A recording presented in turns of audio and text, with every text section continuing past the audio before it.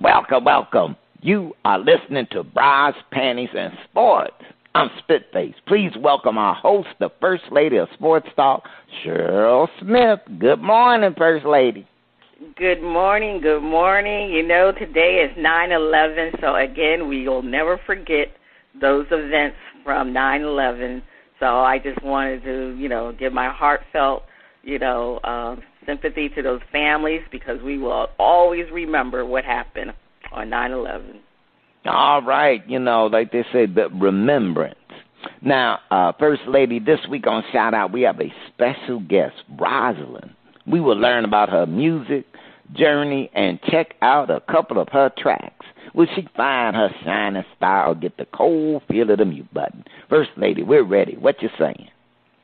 Each week we try to figure out what is going on in the sports world, not the plays of the week, more like the players of the week. Are they trying to tell us something? So we ask, what you saying? Fly, little birdie, fly. Time keeps on slipping into the future. Time keeps on slipping into the future.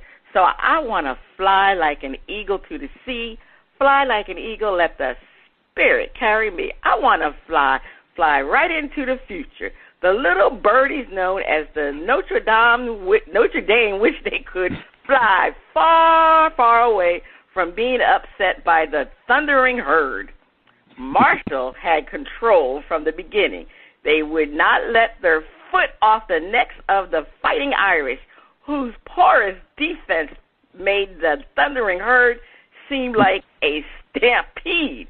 Number 8 ranked Notre Dame lost to Marshall, a plus 1,000 underdog at home, which added insult to injury. Those leprechauns look mighty pissed. Is it too late to do anything about the season? Should we expect more upsets in college football this year? Are things going to be a little less predictable? Marvelous Marvin Hagler, rest in peace. Bernard Hopkins, Roy Jones Jr., and the Steve Miller Band are asking, what you saying? Well, this is what I'm saying, Spitface. Marcus Freeman, the coach of Notre Dame. What did you say? You say Notre Dame or Notre Dame? I always get confused with that. Well, I grew up in Illinois. It's Notre Dame. It's Notre Dame. Okay, so we always get confused. Exactly. Marcus Freeman is the second black head coach of Notre Dame. He's the 30th head coach in the school's history. Tyrone Willingham was the first.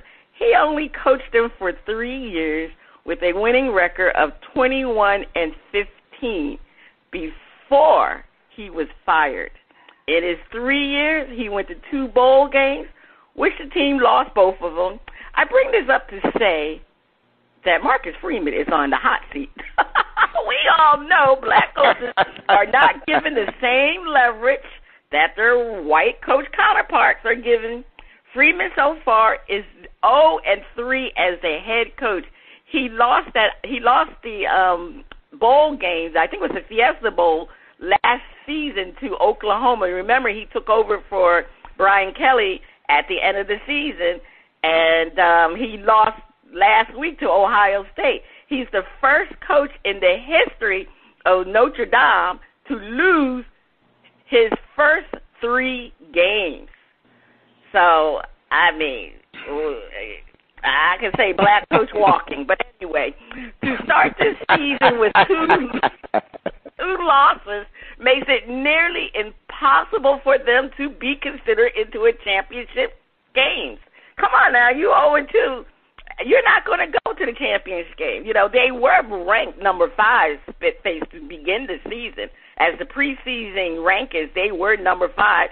After the loss, they then became ranked number 8. They definitely, I just don't see them being in the rankings for after when, I think it's today.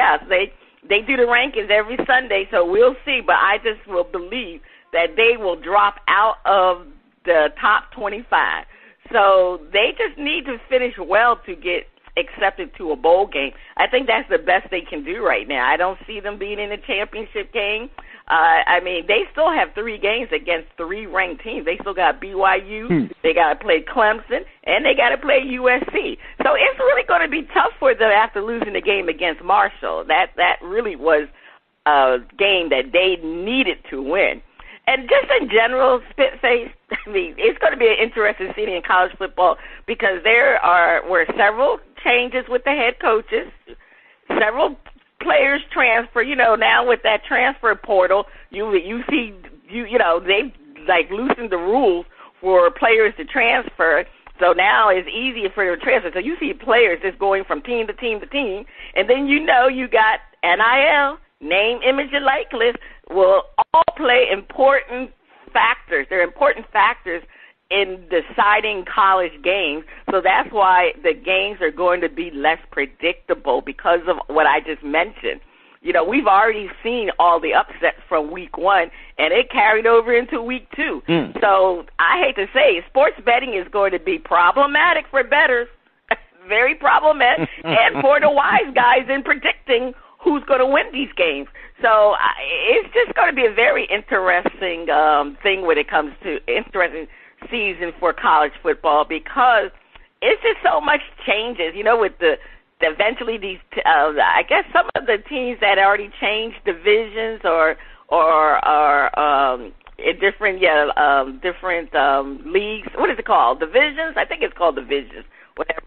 You know, I know a couple of years. You know, you got the West Coast teams. They're moving over into I think the Big Ten or something like that. Right. So the conferences have expanded. That's what the word I want to use. To become super conferences. Yeah, super conference. So you think it's predictable. It's very difficult to predict now. You wait till all them teams start changing. It's really going to be unpredictable. So this college is going to be a up and down roller coaster. So I just, I feel for Marcus Freeman, but it's not looking good for him as the head coach. I mean, not really looking good. But anyway, Spitface, what you say about this? First Lady, a couple of them leprechauns, they looked awfully salty. I'm going to tell you, they looked awfully salty. And because the expectations, I don't think that, given, what people knew about the team, thought about the team, that expectations were overly high. Okay, but when the product landed on the field, it did flop. bad. And the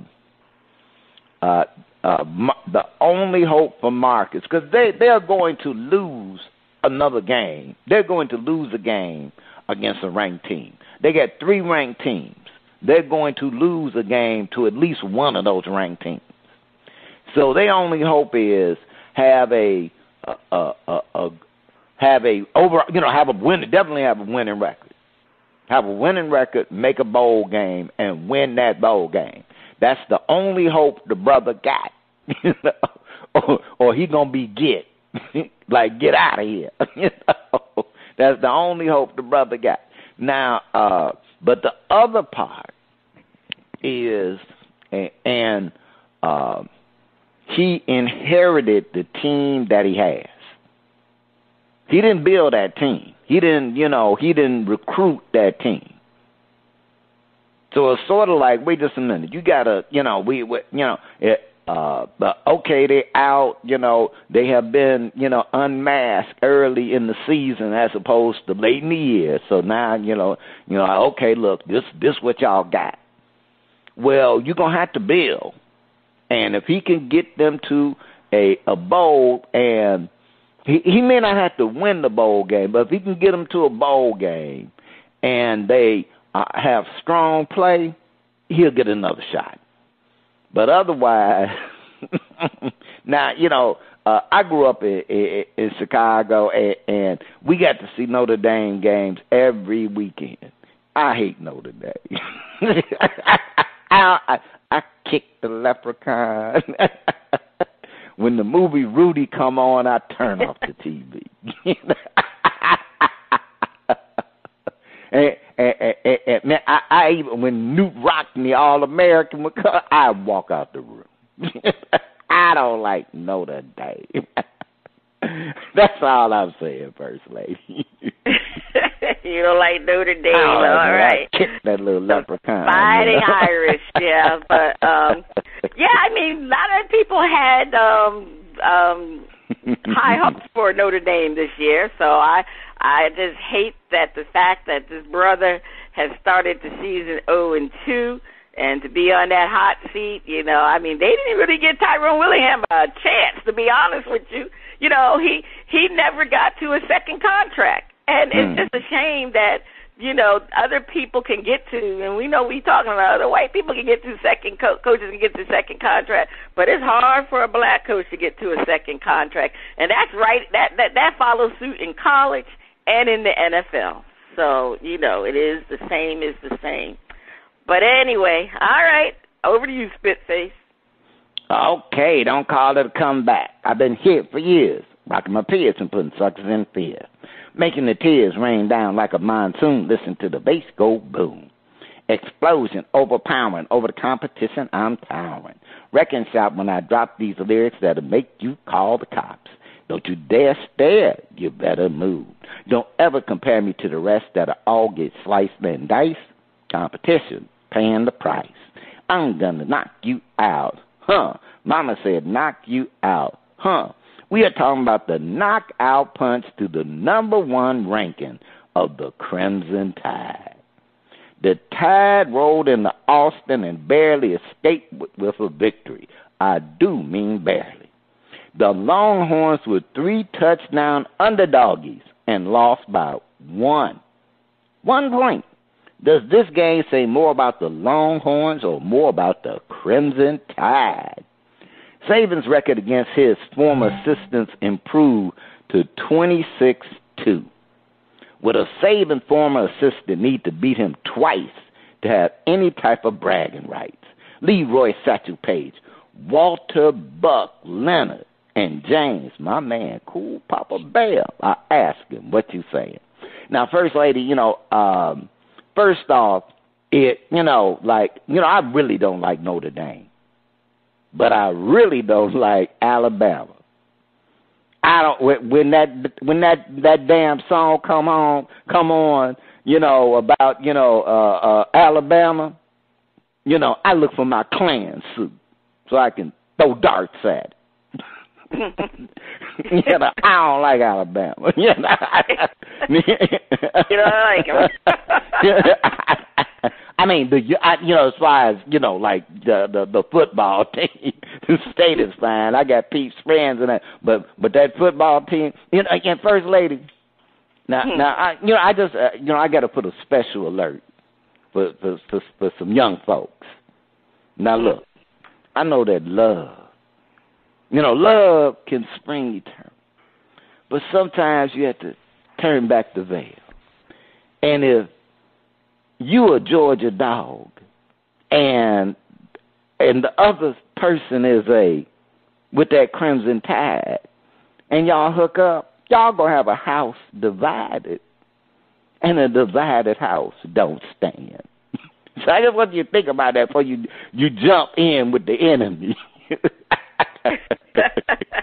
You know, when you're young, you know, if you think about mixing and matching, hey, a house divided do not stand. Now, wow, you know, who does this? You know, I'm looking at it, and you know, I got to hand it to the Longhorns. They came to play. And they, like I said, they did everything but win the game. And I think it says really a whole lot about the Longhorns. Now, I also think that what it says about the Crimson Tide is that, you know, earlier, First Lady, you mentioned the transfer portal and all the changes. Well, I dare say we might be looking at college football's version of parity. And that can end up being a good thing in the long run. It could end up being that way. So, you know, so and you got to look at the Tide and go, wait just a minute. They got weapons. They got this. They supposed to have this defense that going to do all that in a bag of chips. and they escape with a 1-point win. So time will tell, but there's already a chink in that armor. And now, as far as Saban, now, his record against his assistants is 26-2. And, so he whooping up on his assistants, But, and if an assistant does beat him, it really is like, okay, you were lucky. All right, you got the old man, you were lucky. But if you beat him twice and you haven't lost to Saban, then at least you got some bragging rights. You do got some bragging rights at that point. Hey, Nick Saban never beat me. Now, if you could do that, two, can't have one because that's lucky, you're going to have some bragging rights. First Lady, what you saying?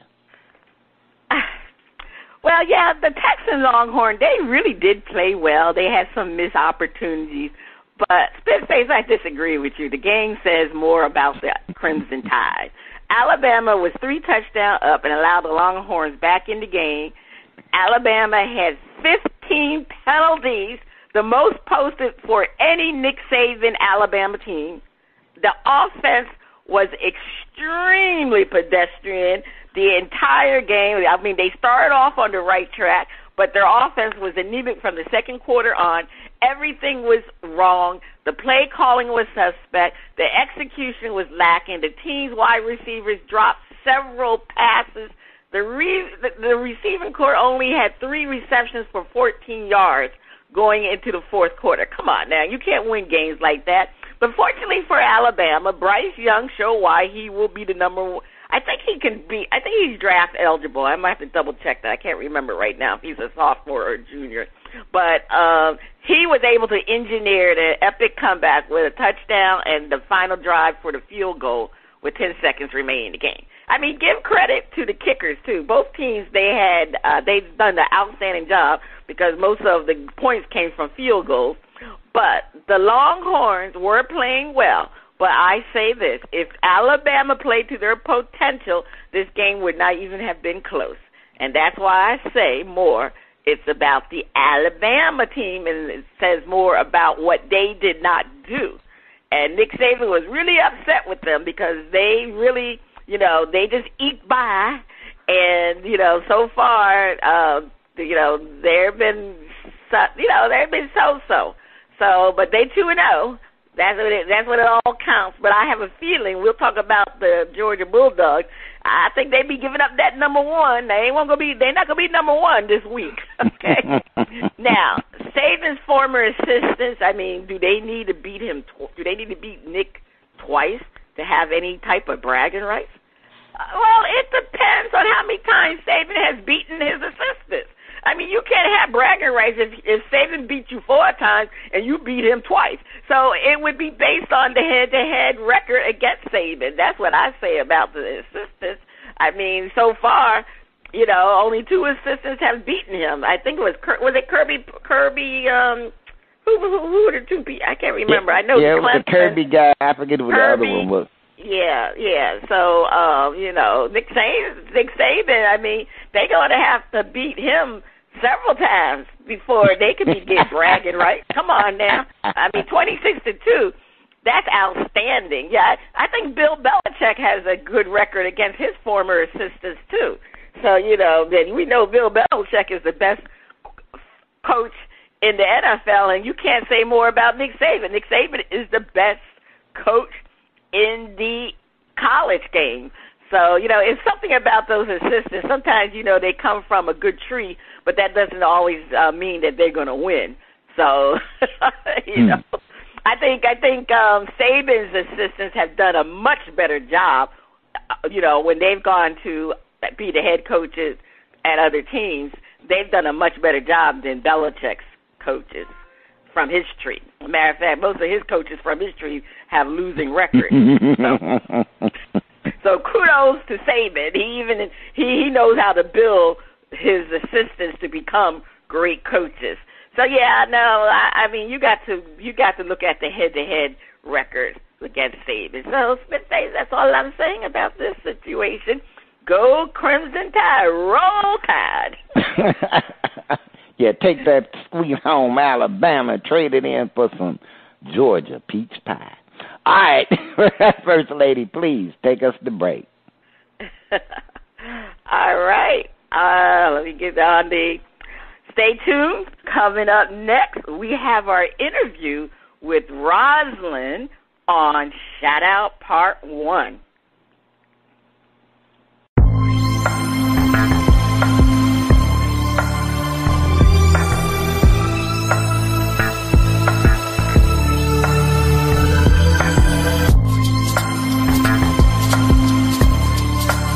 Welcome back. The music flows in from around the globe to get a shout-out from the panel. First Lady, I can't wait to hear the music from Roz. On Shout Out, we feature new independent artists who are looking to find their shining star. If we like what we hear, we'll give the track a shout-out. If we don't like it, we hit the mute. Today we are featuring Roz from Bellevue, Washington. She says, quote, "My music is a bit R&B mixed with pop and neo-soul. The feel can be a little old school mixed with new school. I'm influenced by so much that I try to sprinkle it in my musical style," quote unquote. All right, Roz, in your bio, well, first of all, we're glad to have you here, number one. And Roz, in your bio, you say you were influenced by Mary J. Blige, and you have an Alicia Keys sound. In what ways does that show up in your music? Because those are two different styles. So I would love to hear this answer. I feel like my voice is just, I don't do a lot of tricks and runs. Not that I don't want to, but Mary J. just has a punch in your face kind of, here I am, and with these powerful, emotional songs. And for Alicia Keys, I'm actually a singer, and I play piano mostly when I perform. So because of that, it's just kind of where I have the Alicia Keys sound, more of that, being a singer and piano player, songwriter. Okay, all right. The name of your album is I Love the Music. What is the story behind using that as the name? The live music scene is fun. It can be crazy. It's energetic. You love performing for people, just getting out there, being on the stage, and being part of a band. You just have that camaraderie. You look at each other, you mess up, you look, and you're like, you're kind of laughing, and it kind of keeps you going, the energy and all of that. And so I love the scene. And so I just wanted something simple and that was universal, that, people could sing and just dance to, and, no drama behind it, just fun music. And I called it I Love the Music. On a live version, like with a full band, I would like to feature, hey, all right, bass, what do you want to do? What do you want to say about this? How do you love the music? And then give them their bass solo, and then drummer, what you got for me? So I wrote it for the live music scene in particular, but for everybody just to sing, I love the music. Okay, yeah, people love music. You say music is the universal language, as we would say. Yeah. All right, Roz, we're going to play I Fall in Between. Would you like to share anything about the song or its creation? Yeah, first of all, I just released a video a couple weeks ago, I believe, a couple months ago, and it's on YouTube, Roz Music page, YouTube. All right, we'll check that out. All right, DJ, let's hear I Fall in Between.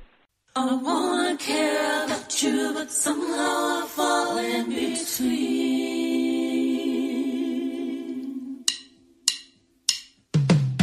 Never would I imagine someone as smart as you could turn a good thing into something that ain't even true, not even true, not even true, no, not even true. I consider all the people before you speak my name. You came to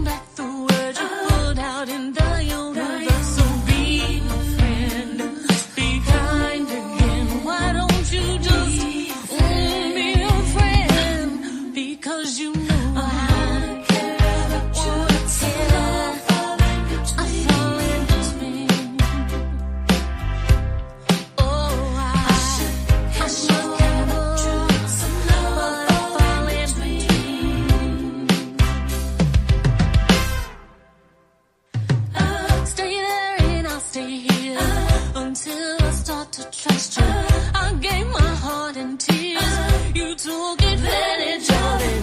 Not again. Never again. No, not again. Hold on and let me finish. Got so much more to say, but I ain't got no time to mess around with you today. Not again. Never again. No, not again. No, because you know I wanna tell what I fall in between.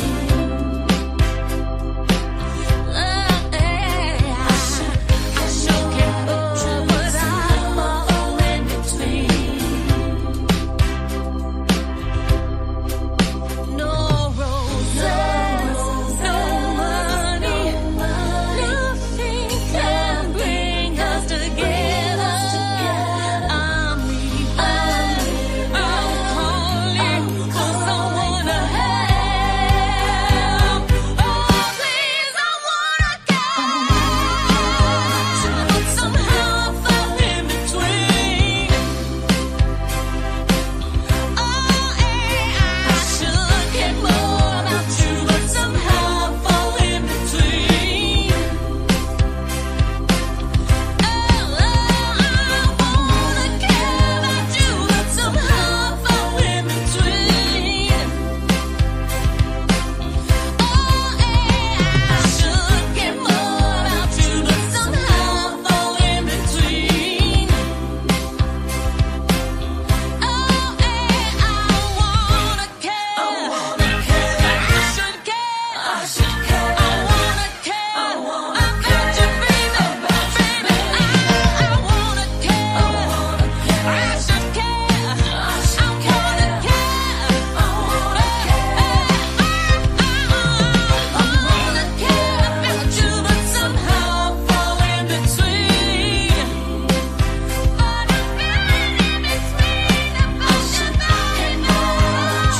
Somehow I fall in between. Okay. Well, she said she fell in between, but it's fall in between. I want to shout that out, Roz. I really did like it. I mean, I'm going to be honest with you. It almost started to sound to me almost like a Janet Jackson song in the beginning. That type of melody, because, Janet Jackson has that type of songs. It was more to me pop in the beginning, but then it fell into a little bit of R&B for me. I appreciate you saying that. Yeah. Yeah, because it came back to R&B, so definitely I'm shouting it out. Definitely like the song. Hey, good. I really appreciate that. All right. So you shouting it out, or you going to hit the mute button? I done fell in between outside. You fell out and across the street. That'll be part 2 of the song. All right, I fell in between. Then all right, I'm in between. I'm on the. I'm on between. I done slipped across the street. Across the street.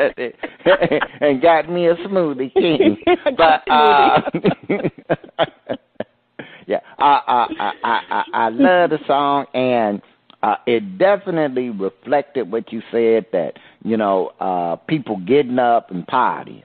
It reflected. It was like, hey, get the, and a lot of music that I hear, to me, is so heavy. And I'm like, man, lighten up. That's true. Please. Okay, I got it, but come on, Come on, calm down.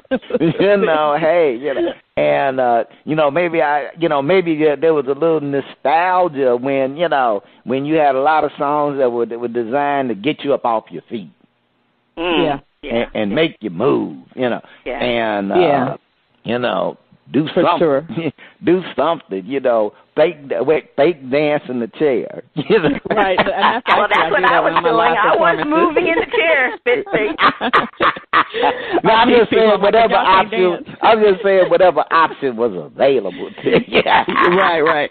But you was gonna move it, even if it was just tapping your foot, you was gonna do something, Do something, All right, well. Well, good. Definitely be shouting it out. I'm shouting it out. I'm shouting it out. Yeah, shout it. All right, great. So on part 2 of Shout Out, we'll continue our interview with Roz and listen to another song from her hit album, I Love the Music. All right. Stay tuned. Up next, Butt Kick In, our favorite underwater friend on Flip It.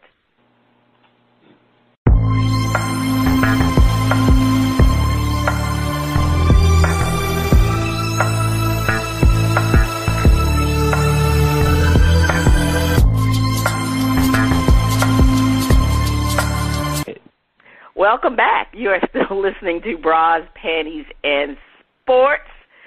All right, let's see what's happening on Butt Kicking, where we look at all things in the world of combat sports. UFC 279 press conference canceled. Interesting, huh? Why would that happen? Apparently, off stage, there was a little bit of a scuffle. Well, what kind of scuffle? The kind that turns into a brawl because Kazmet Chimaev, he got a hard name to pronounce, 50-person entourage had a brawl with Nate Diaz's 30-person entourage. And also, Kevin Holland was involved with that scuffle, too. They were supposed to meet in the main event, but Chimaev failed to make weight, so the card had to be shuffled.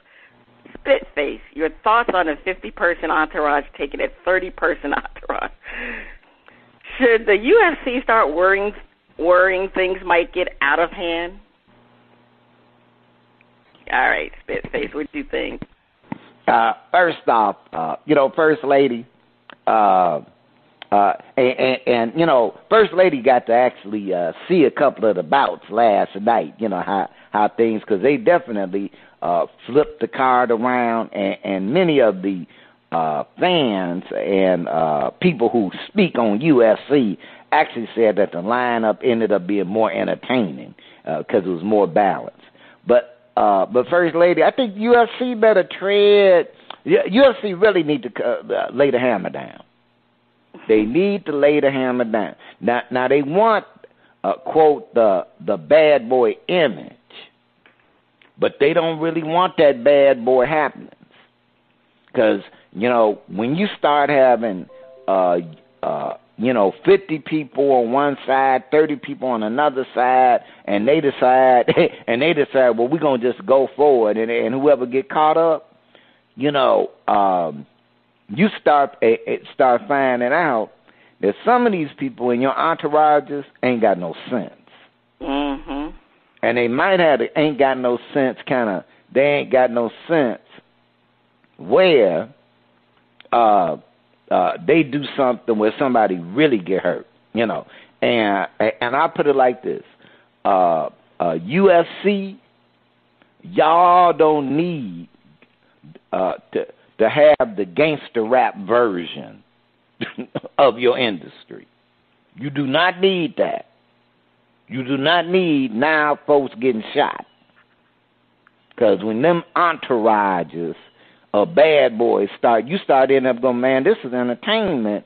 Some of them guys, it ain't entertainment for them. It ain't no music video for them.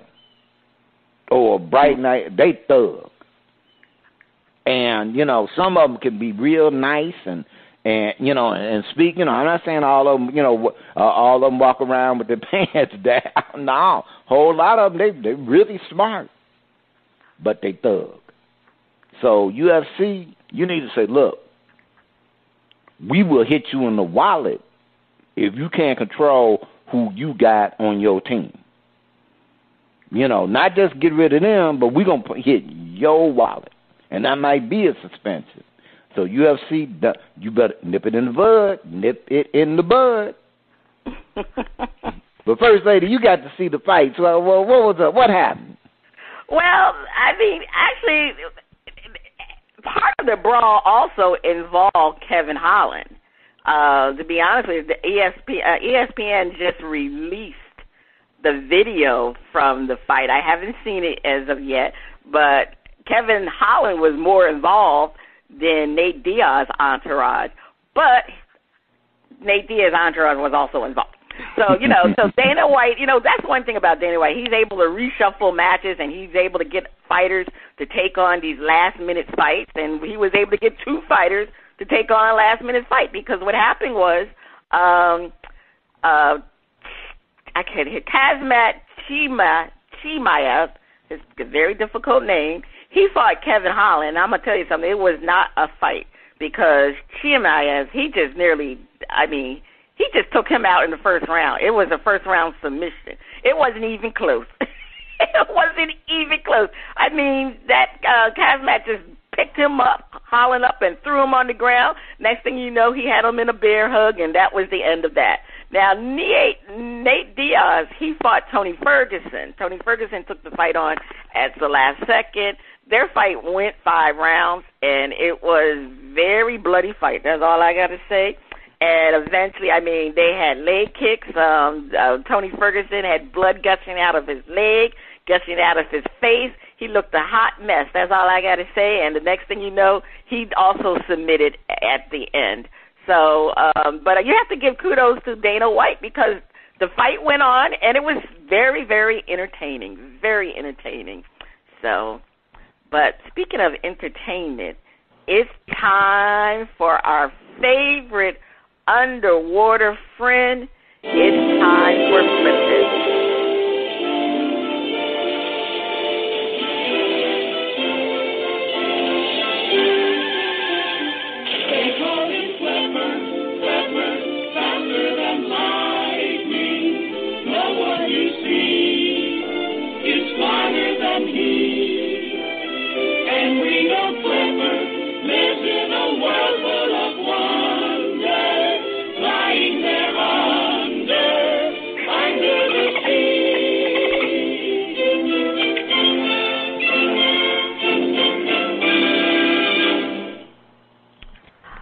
All right. Well, it's time for Flip It, where we give our opinions, and then on the flip side, we give a different opinion on another for Flip It.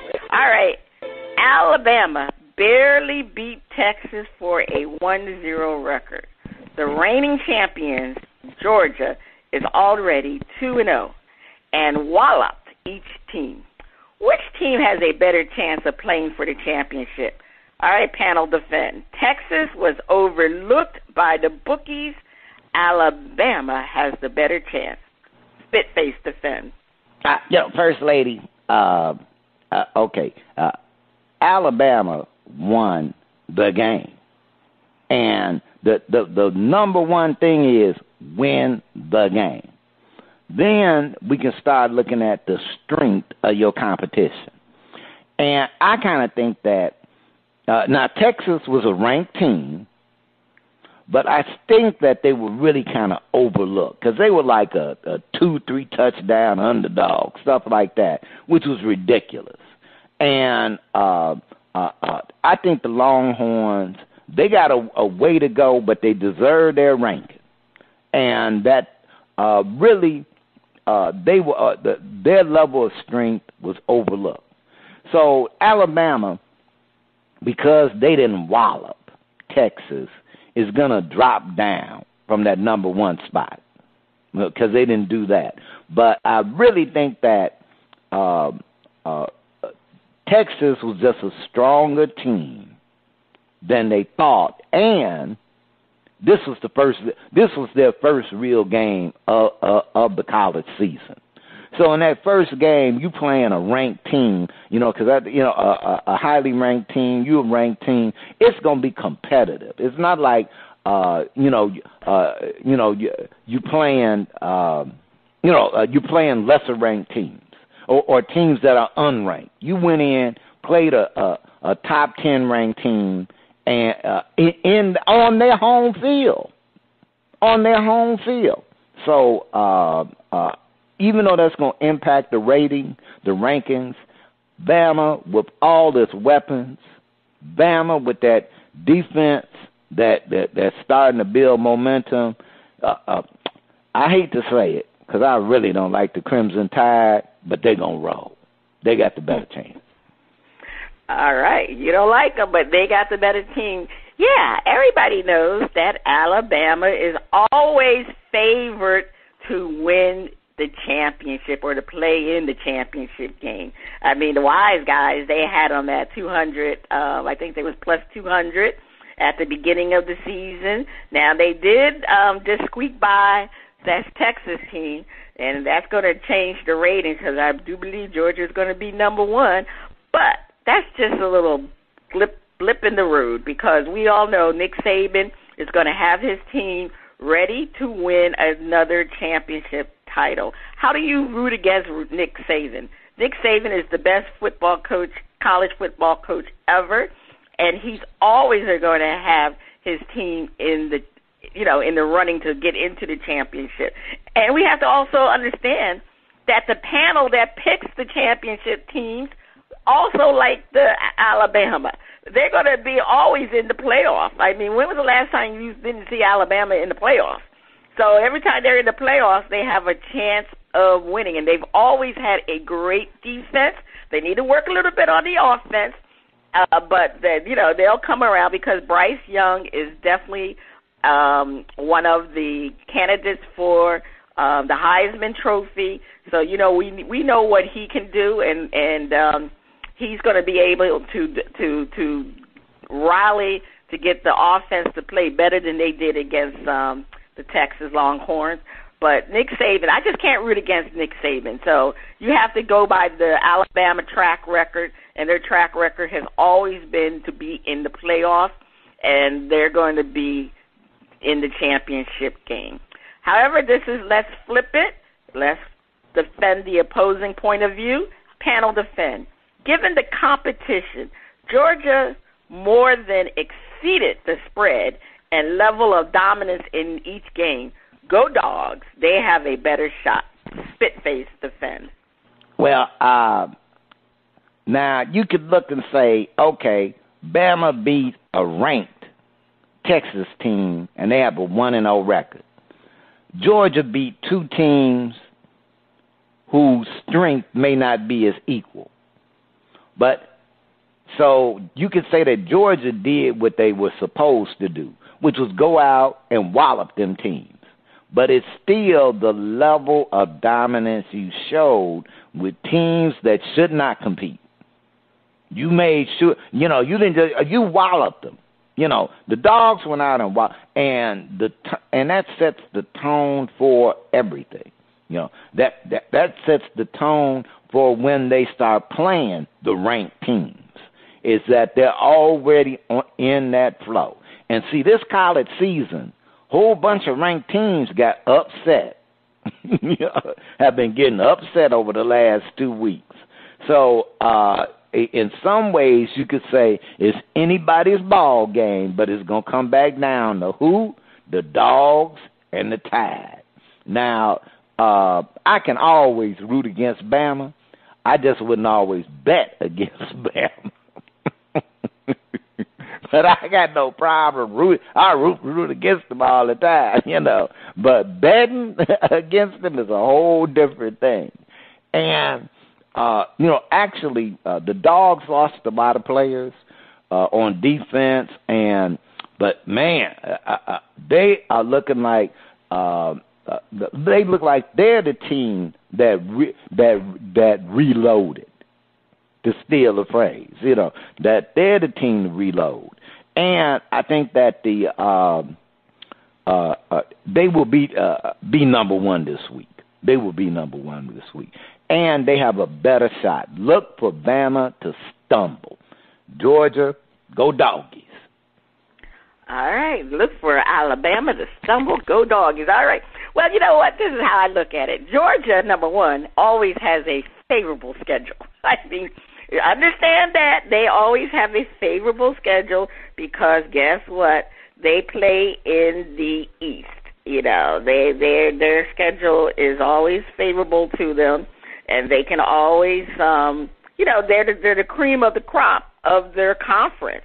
So, I mean, they're the SEC East. They're not in the SEC with Alabama. We know Alabama got a tough schedule because they've always playing against SEC teams. Not the Georgia Bulldogs. They play against the SEC East. So we talk about teams like Kentucky, South Carolina. I mean, let's give them credit. There's some decent teams, but they're not the tough teams that Alabama play. We talk about Clemson, even Texas. They play a tough schedule.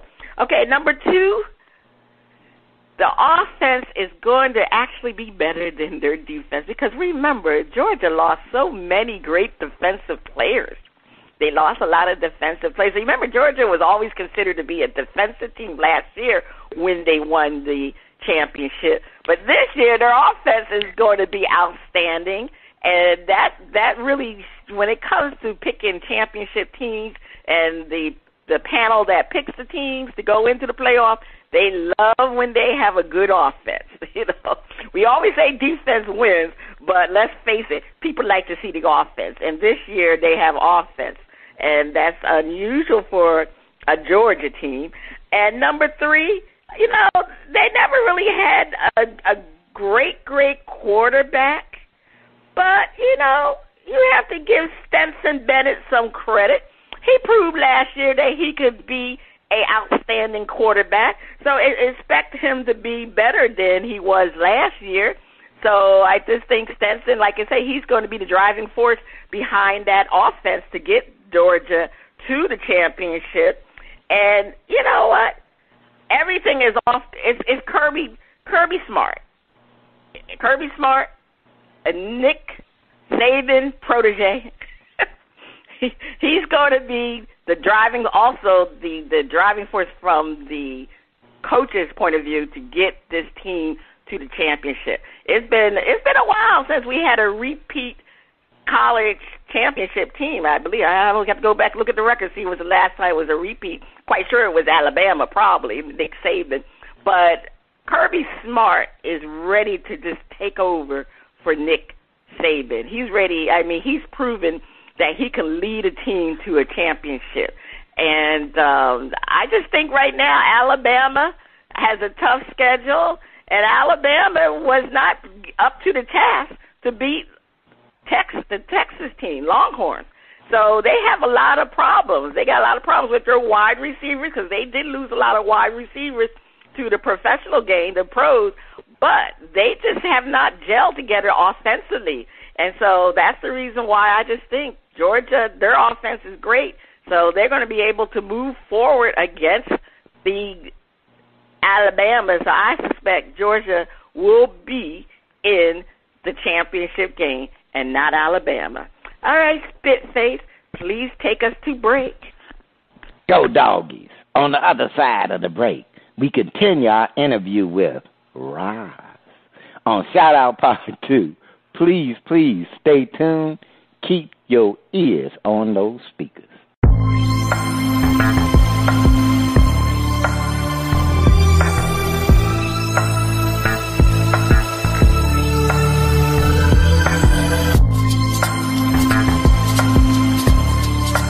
Welcome back. The music flows from around the globe to get a shout-out from the crew.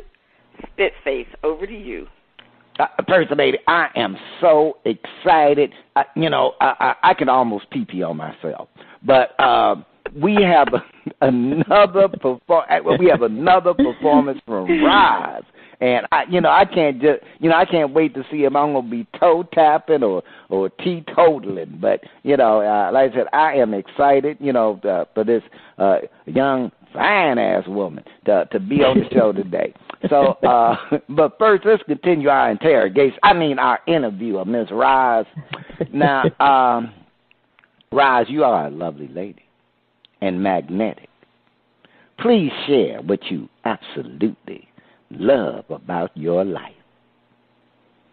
It sounds like the same for you guys. First of all, when you love what you do, you can just tell. It just shines you. And also, as far as what I love in particular right now is that I can bring light and life into people's life when I perform. The smiles that I get, and like you guys were talking about earlier, the head bobbing or you moving your shoulders or you have to move something. That makes me feel really good. The other night performing, just seeing people dance, it makes me feel like, I'm doing something good to bring some happiness to people's lives. And again, being able to come and wake up every day to love what I do. It's just, I really love that. I see, my dear, a blessing upon you. Now, now, please share time you at a crossroads regarding your career and how it shaped the performer and wonderful person you are today. Years ago, I went through some health problems and wasn't able to do much, sing or get out. And then I started, getting better and feeling better physically.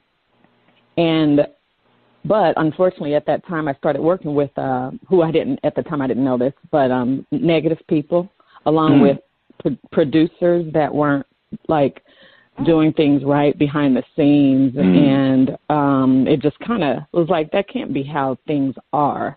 And so I actually wanted to give up just the whole music scene, because I'm like, this is, I don't understand, I don't work like that. And then I realized later that had nothing to do with me. That had something to do with their insecurities and not mine. And I'm not responsible for that. So I actually started my first CD called Thanks to You. And it's basically, just saying, hey, all those things that you try to put on me, thanks to you, because it made me who I am today. And so, that's kind of where I started. And then by the third CD, I just produced it myself because I was like, I'm tired. This is really expensive for somebody to be trying to mess me over. So let's do this. So I learned how to produce and, do that myself. But so that was a big part of me at one point, wanting to give up. Wow. Yeah. Wow. It's I like how you took on the attitude of as you said, turning that into something that had you grow and strengthen you. Yeah. Yeah. It's you find strength from your weaknesses. For sure. Right. For sure, and it's hard. Well, because that's where you got to build it. It's like going to the gym, and you only work on one part of your body. Well, yeah, that part is real strong, but everything else is out of sync. Or, well, hey, I like to do this, but hey, you really need to, work on your knees and your ankle and your legs. Right. So exactly. Right. So really good. Yeah. So that's where you get your strength from, because then you build it, and that for sure. Something. And I'm going to quickly share this before we play this fine track here. The oldest of my sisters, she's been married 3 times, and the old saying, 3 times the charm. Well, yeah. Well. Hey, they've been married. They sloppy love each other. Okay. Just like little kids. So they be a family. We gonna tease. You got it right this time. Yeah. That kind of stuff. But she was sharing with me how she said, look, she said her husband said, babe, I should have met you a long time ago. And she said, nope, you should not. Right. Yeah. She said, those other husbands is why I'm the type of wife you got today. Okay. Right. They prepared her. She said, now, so she like, hey, I'm like, dude, you better ride with that party. That is exactly my first CD. Thanks to you. That's exactly what it says. That's so true. Makes you stronger today because of it. All right. Now, can you tell us a little about I Can Breathe with You? Yeah, interesting. You brought up your sister. I'm actually, this is my second marriage that I'm in now, and I literally said the exact same thing. If I did not go through what I went through, I would not be who I am, and I did not want to meet him. years ago, because I wouldn't have been ready and he wouldn't have been either, for that matter. And so when you think about, sometimes you just want to sit there, you don't have to talk. You just, sit there and you got your partner, your best friend, your whatever sitting there next to you. There's nothing like that, because I didn't have that before, where you literally feel like you can't breathe, with somebody. But, now to be able to say that and sing that, and just like you also mentioned earlier, sometimes you just want that light toe tapping. You don't have to think about anything, just enjoyment type of music. And that is this song. And also the same thing about I Fall in Between. I have a video of that. It's on my YouTube Roz Music page, and it's I Can Breathe With You. Okay. All right. Hey, DJ, let's hear I Can Breathe With You. You can call me crazy. You can call me wild. And I think I'm finally able to speak my mind. I was just like you, in a world all by myself. So glad you relate. I can find no one who appreciates. I can breathe with you. I can walk with my head held high. I can think with you. You take me to another world that I like. I can breathe with you. I can breathe with you, and I can walk with my head held high. I can think with you.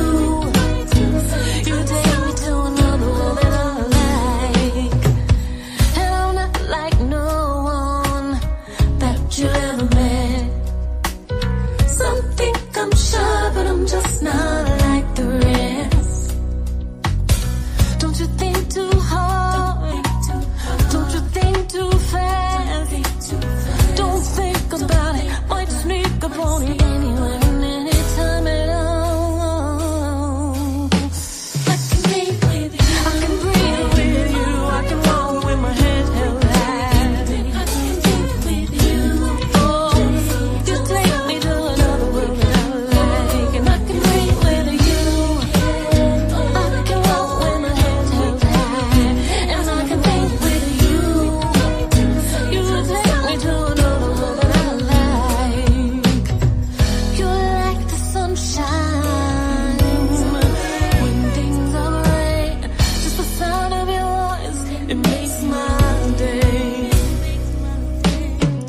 When you call me on your way home, I start getting chills. I can walk with my head held high, and I can think with you. You take me with you, baby. I can walk with my head held high. I can think with you. You take me to another world that I like, and I can breathe with you. With you, I can walk with my head held high, and I can think with you. You take me to another world that I like. I can breathe with you. I can walk with my head held high. I can think with you. You take me to another world that I like. I can breathe with me, baby. Breathe with me, baby. I can breathe with you. So glad we're together. I can call you my friend, and we can breathe together.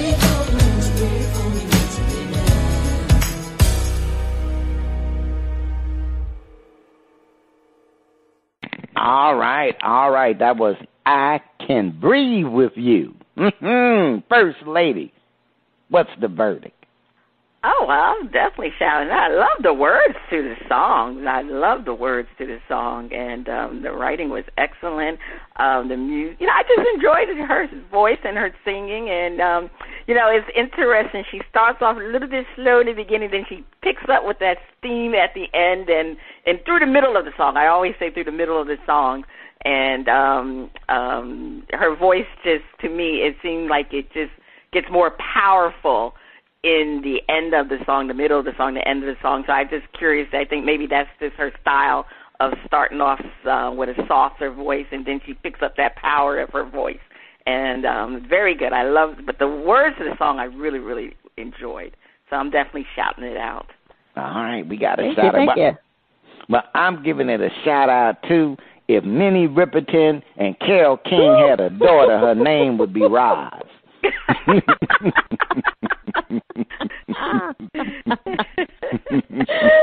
love it. I'm a little old school, you know. I love That's funny. Minnie Riperton and Carole King. That's great. But first, lady, anything you'd like to say to Roz? Say it again. I'm sorry. Yeah, I enjoy Roz. I enjoy, like I said, I think her writing skills are really excellent. And, I definitely appreciate her sharing, how she had to go and do things on her own because, you always hear that music industry is a very difficult business to be in, and it will either make you or break you. So I'm glad she was able to persevere and do what she needed to do. So congratulations. It is, yeah. I appreciate it. And also it's that same thing about how I write my songs. I kind of want to get out of that, but yes, I do. I do this thing where I kind of write, where I'm kind of keeping it low, and then I grow, towards the end. But I need to get some stuff where I'm just hitting you right there in the beginning, where you sit down and listen.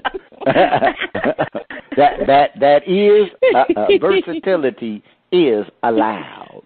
Yeah. It is I like allowed. it. It is allowed. Well, Roz, okay. I want to thank you for joining us on Bras, Panties, and Sports. I am so happy that you responded. We love your music, and it's a pleasure speaking with somebody who got some common sense and actually behaves like they got some common sense. Hey. Now I understand. Now I never say act your age because see I ain't never been this old before, can't. so I don't know. You ain't how never to been act. that old. Yeah, you don't even know. So I just know how I acted in the Time. past, So hey, I'm just going with the flow there. But Roz, how can people enjoy your music and follow you? I'm on rozmusicsite.com, and that's ROZ as in zebra, rozmusicsite, SITE.com, and also you can find my YouTube page on there. There's someone told me about Bandcamp, which the money from CDs come directly to me, and it's bandcamp.com/RozMcMusic, MC Music, and they can get my CDs there or on all the other platforms of music like the Apples and the iTunes and stuff like that. Aha! So you can be found. Yeah, get around everywhere. That's great. All right. I take my bras and panties everywhere. Yeah. All right. Now that is the end of shout out. If you would like what you heard from Roz, check her out at rozmusicsite.com and Old Grumpy Radio Network. If you would like to be heard or have any comments, please send your emails and tracks to talent@oldgrumpyradio.com. First Lady, over to you. All right. Again, thank you, Roz, for being on the show. It's time for the hardball picks. All right, but let's go over some of our results from previous weeks, and I'm just going to go over everything because I see where we left off because the production assistants, they've been on a little bit of hiatus. But anyway, for August 14 week, basically, Spitface, you and I, we were at minus 100,000 points. Dizzy Mac was at minus 200,000 points. August 28th, and I'm just going to say we are not good when it comes to hardball. August 28th, again, Spitface, you and I was at a minus 100,000 point. Dizzy Mac was at minus 200,000 points. Last week, we didn't have a taping of a show, but Dizzy Mac was in the lead at a minus 100,000, and Spitface, you and I was at minus 200,000 points. I'm telling you, we literally suck when it comes to picking hardball champions, okay? All right, so grand totals as of 9/11, well, I'm in the lead at minus 250,000 points. There's no shame in my game, but I am leading. Dizzy Mac is at minus 350,000 50,000 points, and Spitface, you're at minus 500,000 points. Thank God football season is back, because, we do much better with picking the football teams than we do hardball. But, it just goes to show we really don't care about baseball. Okay, let me shut up. All right, let's go to this week's points. This week's push. We got push, we got over-unders for hardball. Tampa Bay, 82 points. No, 82 wins. I'm a little confused here with this. Okay, Tampa Bay, 82 wins. All right, Spitface, I'm going to say over. Dizzy Mac has under. What do you have, Spitface? I'm going over. And I have to let you know, Spitface, I was surprised you did not do one push. Do you know last week it was 4 pushes? Yeah, it was a lot of pushes last week. A lot of pushes. All right, White Sox, 76 wins. All right, Dizzy Mac is over. Spitface, what are you doing? Under. All right, I'm going to go also with under. Mariners, 81 wins. Spitface? Push. You got push. I'm going to go over. Dizzy Mac has under. Mets, 91 wins. All right, I'm going to go with over. Push. Dizzy Mac has over, and you have push. Okay, you want to push. Brewers, 77 wins. All right, so Dizzy Mac has under. Spitface, what do you have? I'm under. You're under? Okay, I'm going to go with over. Padres, 81 wins. Spitface, what do you have? Push. Push. All right. I just don't like pushes, but I'm going to go with over. Because they're in the wild card contention, so they need to win. Dizzy Mac, I said, had under. All right, now we do have one pigskin picks, but the production assistants didn't get those picks. They said they wanted to wait after this week for the when the season starts. You remember we had a preseason pick, right? So we had our preseason total. Right, we had a preseason pick, so we will have those results next week. It just looks better when you're doing it all one time, so that's what they told me. All right, let's kick it off this weekend. This is the NFL kickoff, and I know we will do better with our choices.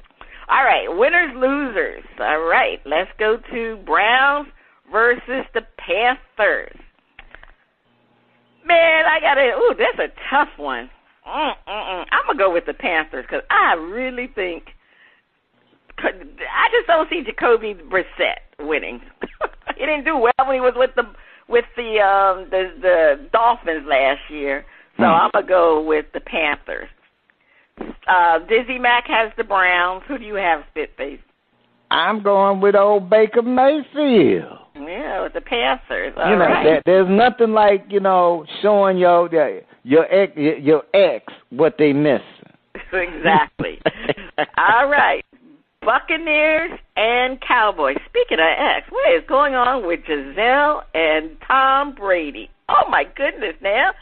Giselle is really angry with Tom Brady. Giselle didn't want Tom to come back, so the marriage could be on the rocks. All right.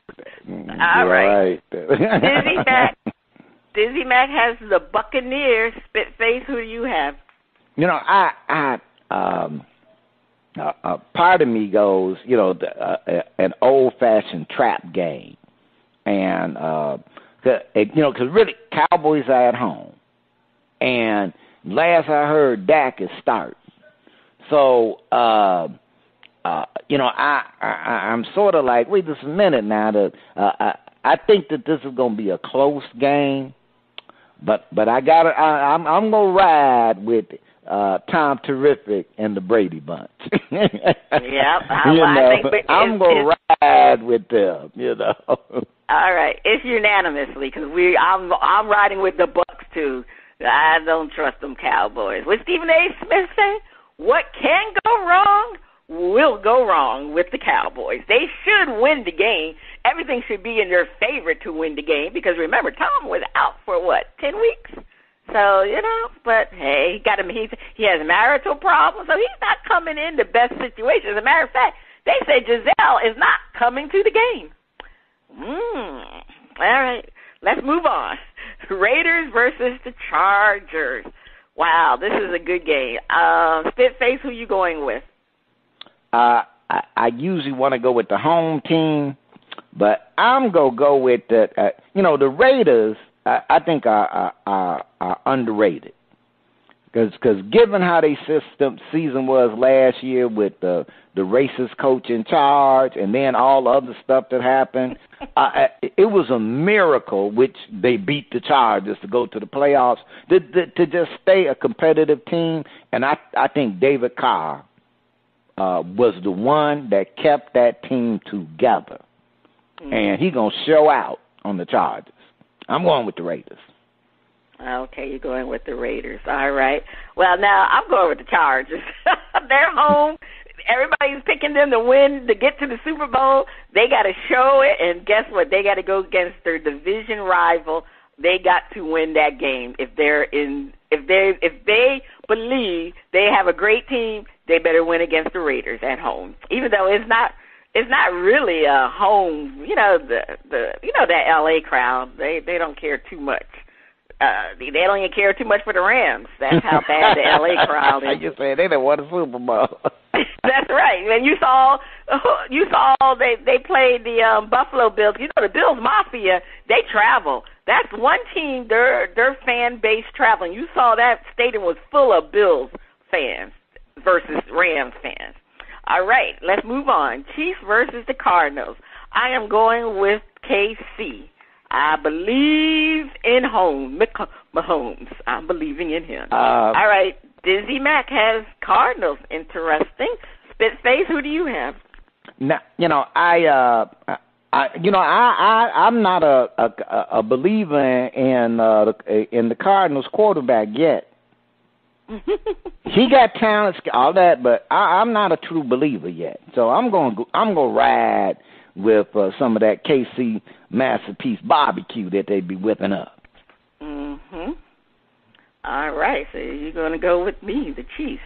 All right, so now we're doing some props, over, under, push, and these are $50,000 for the win, negative minus $50,000 for the loss. And I forgot to mention the winners and loser is $100,000 for the win or minus $100,000 for the loss.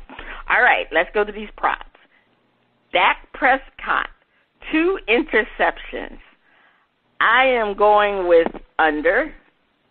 Dizzy Mac has under. Spitface? Under. Okay. Mitch Trubisky, 2 touchdowns. Dizzy Mac has under. Spitface? Push. I'm going push. Push? I think I'm gonna go with a push too. I think he actually can get a running touchdown. So if he gets close, he can run the ball in. He probably get 1 passing. I just don't see Mitch Trubisky with 3 touchdowns. So I am going to also go with a push. Justin Fields, 200 passing yards. Spitface, start with you. The 49ers got a good defense, but I think Justin has that he finally got some experience from playing last year, and I think he's capable of going over 200. So I'm going to go with the over. Yeah, I'm going to go with the over also. I mean, come on, 200 yards, you can't get over 200 yards. But he's played a lot of times, and he hasn't gone over 200 yards either. So I don't know, but I'm going to try. I think he'll go over 200 yards. Dizzy Mac has over. Patrick Mahomes, 1 interception. I'm going to go with a push. I'm actually Dizzy Mac has over before we go. And Spitface, what do you have? Okay, I'm going under. Oh, you don't even think he's going to get an interception? I don't think he'll have a pick. All right, let's pick the upset optional. It's for $250,000. All right, well, Dizzy Mac has taken the Texans to upset the Colts. Face, do you have an upset win? You know, I'm tempted. I was tempted to take the option on that on the Texans upsetting the Colts, but I can't go for it. So, and then I really do like the Bears upsetting the 49ers. I think that the quarterbacks are about equal, and I give Justin a little bit more of an edge. So I think overall, I think the 49ers were a better team with Jimmy G, and to me, it's yet to be proven. So but I'm going to pass on the option. All right, you're going to pass on the options. Well, I had two, and I don't know. I was thinking maybe I don't know if there's it is an upset because we got to figure out who's favorite. I think the Dolphins are favorite over the Patriots, right?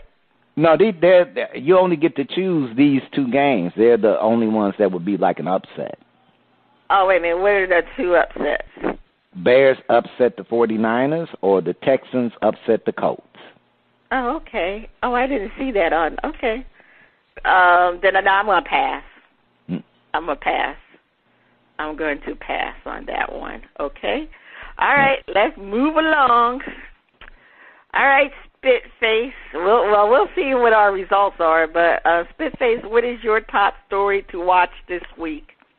Crunch time in Major League Baseball. Okay. Yes, getting serious. Somebody gonna be, having to watch the playoffs from TV. It's getting close. Mhm.